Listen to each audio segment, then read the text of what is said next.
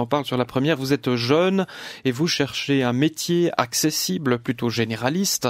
Et si vous deveniez médiamaticien, c'est ce que vous nous proposez ce matin, Yves Alain Cornu.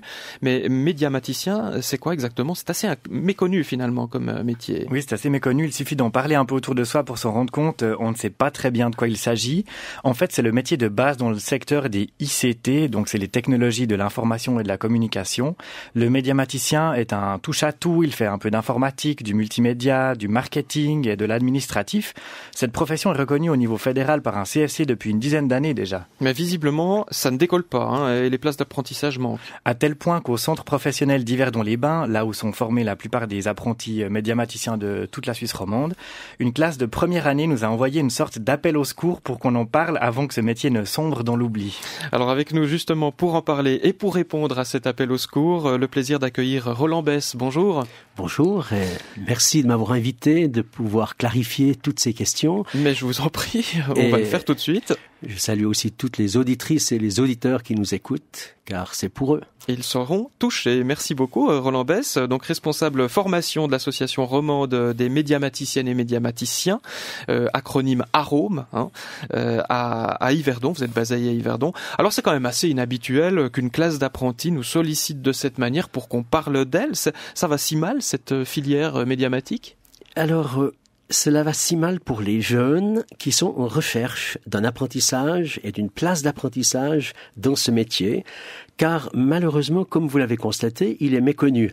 Étant méconnu, les entreprises ont des craintes et les entreprises ne s'engagent pas très volontiers dans quelque chose d'inconnu.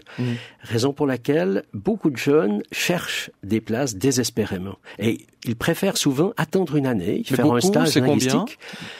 Nous estimons que sur le canton de Vaud, nous avons une 50aine de jeunes qui auraient les aptitudes à terminer la formation et qui restent sans entreprise. Alors vous dites un métier pas assez connu des entreprises. Alors levez le voile sur ce métier. Que fait exactement un médiamaticien? Vous avez des exemples de tâches, de compétences qu'il pourrait assumer dans une entreprise? Tout à fait. Peut-être...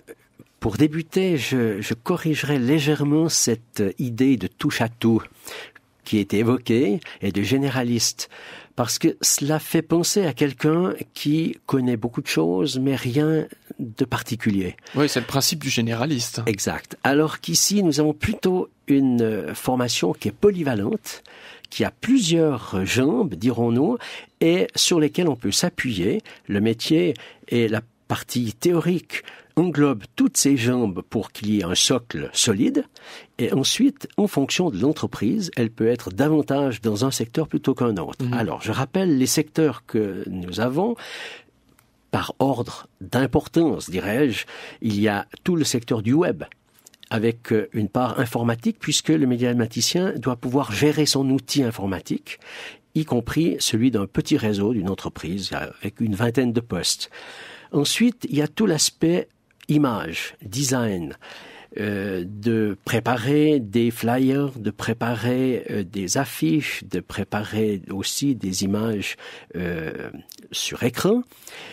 Et finalement, il y a un autre aspect qui est l'aspect vidéo, qui prend beaucoup maintenant, et ils font beaucoup de reportages vidéo. Nous avons un cours interentreprise qui a axé là-dessus, et où les entreprises qui ne sont pas compétentes en vidéo reçoivent l'information indirectement de leur apprenti qui, lui, forme à son tour. C'est aussi un des aspects de ce métier, de pouvoir former, d'avoir la maîtrise des outils pour former. Donc, ensuite, il y a l'aspect marketing, l'aspect plutôt vente, qui intéresse beaucoup d'entreprises, puisque là, il s'agit plutôt de faire des catalogues, il s'agit plutôt de faire un soutien à la vente, et y compris du marketing, du buzz marketing, avec les réseaux sociaux. Actuellement, ça a beaucoup ça prend de l'importance. Et finalement, la gestion de projets dans l'événementiel. C'est un des aspects qui est très utilisé par des entreprises qui vivent de l'événement. Voilà en quelques mots. Oui, donc ça paraît très hétéroclite à vous écouter, Roland Besse, parce qu'on est à la fois webmaster, graphiste, vidéaste, spécialiste marketing, on gère des projets. J'ai même entendu dire que certains médiamaticiens devaient s'occuper des pannes, les pannes informatiques, aller réparer la photocopieuse. Ça paraît très très vaste comme ça, votre métier de médiamaticien. Est-ce que c'est pas ça qui rebute finalement les entreprises, qui ont peut-être besoin davantage de spécialistes que de gens qui sont un peu qui sont un peu dispersés dans différentes matières? Oui, alors la photocopieuse, elles sont de plus en plus informatisées, c'est vrai, mais souvent les pannes en informatique, comme pour les photocopieuses, elles sont entre l'écran et la chaise. Pour parler d'informatique, c'est vrai qu'ils peuvent faire le premier support, dirons-nous. Et cette profession qui est polyvalente, comme je l'ai dit, elle est faite sur mesure pour les PME qui n'ont pas la possibilité d'engager une entreprise de communication, qui n'ont pas la possibilité d'engager des personnes pour faire du marketing. Ou pour Donc il y a une seule personne qui s'occuperait de ça. Exactement. Qui est un peu l'homme à tout faire dans les toutes petites entreprises. Dans les entreprises moyennes, eh bien, cette personne, elle peut faire davantage du côté de l'analyse et des concepts plutôt que d'être au four et au moulin. Yves Alain Cornu. Donc Roland Besse, concrètement, vous-même, vous êtes en contact direct avec toutes ces entreprises formatrices, donc qui ont fait le choix de former des médiamaticiens. Ils vous disent quoi, les patrons qui décident d'employer un ou plusieurs médiamaticiens? Alors, ils en redemandent. Ils en redemandent et nous avons depuis 2 ans beaucoup d'entreprises qui nous sollicitent, nous, comme association professionnelle, pour envoyer à nos membres et aux jeunes qui vont sortir des offres pour obtenir du personnel dans ce domaine-là ou dans ces domaines. Et c'est réjouissant parce que on sent très bien que le vent a tourné avec notre nouvelle ordonnance qui entre en vigueur cette année.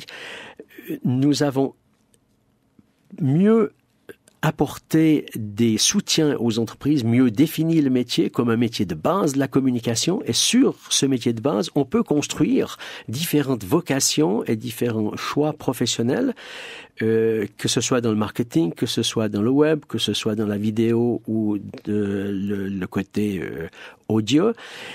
Et ces entreprises, une fois la première difficulté passée, pour eux, c'est est-ce que je serai apte à former dans tous ces domaines? Et pour ceci, eh bien, nous avons un réseau d'entreprises qui se complètent et qui peuvent échanger leurs compétences et leurs apprentis. Mais visiblement, il n'y a toujours pas assez d'entreprises qui font le pas, puisque vous me disiez, d'ici 2007, d'après un sondage de votre fédération, il n'y aura pas assez de places d'apprentissage, il y aura même une pénurie de médiamaticiens formés pour ces entreprises. C'est vrai, ça? Alors oui, l'étude qui a été faite par notre faîtière ICT Formation Professionnelle Suisse, qui dépend de ICT Switzerland, a montré que en 2017, il manquerait 32 000 personnes dans le domaine ICT, donc informatique, médiamatique, tout confondu. Donc il y a un énorme effort à faire et nous remarquons déjà maintenant que dans ces domaines-là, il y a pénurie. Le déclic a été de ce que l'intégration des Allemands à Zurich, où 3000 personnes environ viennent occuper des postes en informatique par année, a conduit à faire une étude en se disant, mais où en sommes-nous? Qualitativement, qu'est-ce qu'on a besoin comme métier et quantitativement, combien? Et cette étude a une version française résumée sur notre site arome.ch. Alors, il nous reste 1 minute et demie, Roland Besse. Comment devient-on médiamaticien au cas où vous auriez suscité des vocations pour les gens qui nous écoutent? Alors, je débuterai en disant que ce métier peut se former soit en dual dans une entreprise, ce qui est classique, avec 2 jours de cours par semaine les 3 premières années et 1 jour la 4e année, y compris une maturité intégrée qui est possible, qui conduit directement à la haute école supérieure.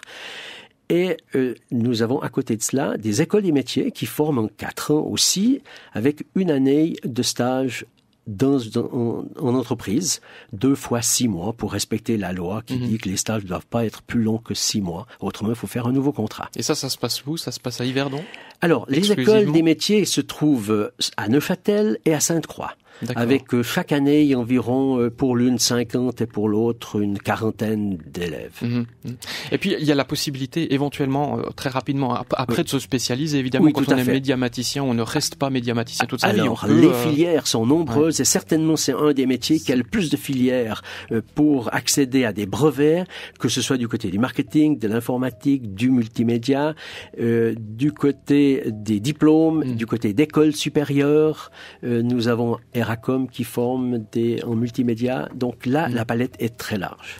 Merci beaucoup Roland Besse, responsable formation de l'association romande des médiamaticiennes et médiamaticiens Arôme à Yverdon. Merci de nous avoir rendu visite. On espère que vous aurez donc suscité des vocations. Le lien donc vers Arôme est sur le nôtre.